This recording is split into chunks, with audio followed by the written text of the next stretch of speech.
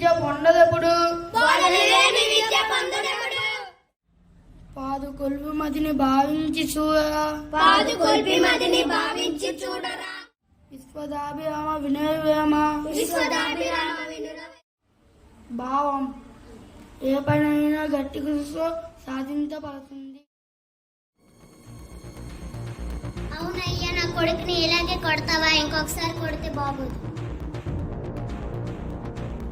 తప్పుడు సరిదిద్దానమ్మా, అంతే. ఈసారి మళ్ళీ కొడితే బాగోదు. నా సంగతి నీకు తెలియదు. ఎందుకయ్యా మా తప్పుల గురించి ప్రజలందరినీ చెప్తున్నావు? ఎందుకు ప్రజలందరినీ రెచ్చగొడుతున్నావు?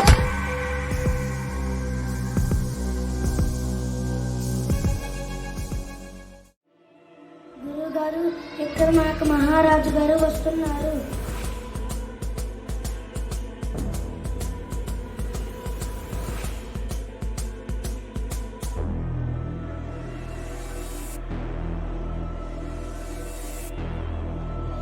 గురువుగారు,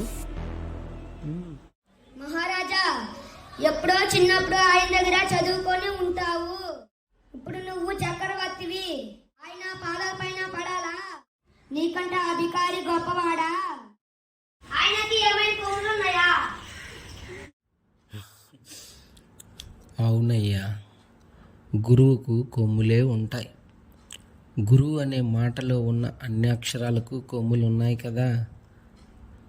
గురువు అనే స్థానానికి అంతకు మించిన విశేషాలు ఉన్నాయి.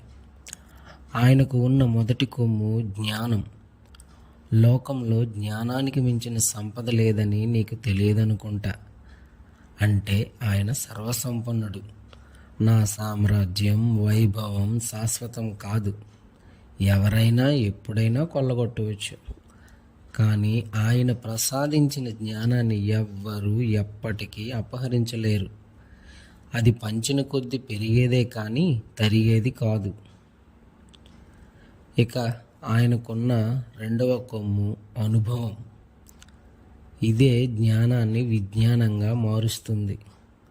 కొన్నిసార్లు గురువుని మించిన జ్ఞానం శిష్యులకు లభించి గురువుని మించిన శిష్యులు అనిపించుకోవచ్చు. కానీ అనుభవం మాత్రం గురువు సొంతం. ఇది వయస్సు, విజ్ఞతలను బట్టి వస్తుంది. ఎంత జ్ఞాని అయినా అనుభవం ఉన్న గురువు ముందు లఘువే అవుతాడు. గురువుకున్న మూడో కొమ్ము త్యాగం.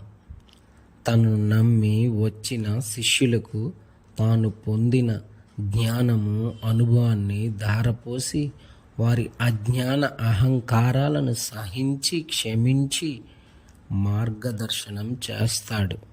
వారు ఉన్నతికి సోపానమే అవుతాడు. శిష్యుడు తనకు మించి ఎదిగితే సంతోషించి అతని చేతిలో ఓటమికి కూడా మనస్ఫూర్తిగా ఆనందిస్తాడు.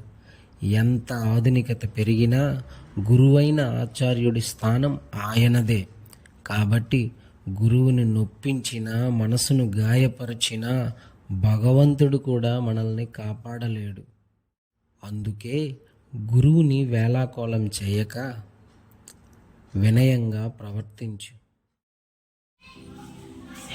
మీ విలువ తెలియక అన్న క్షమించండి గురువుగారు.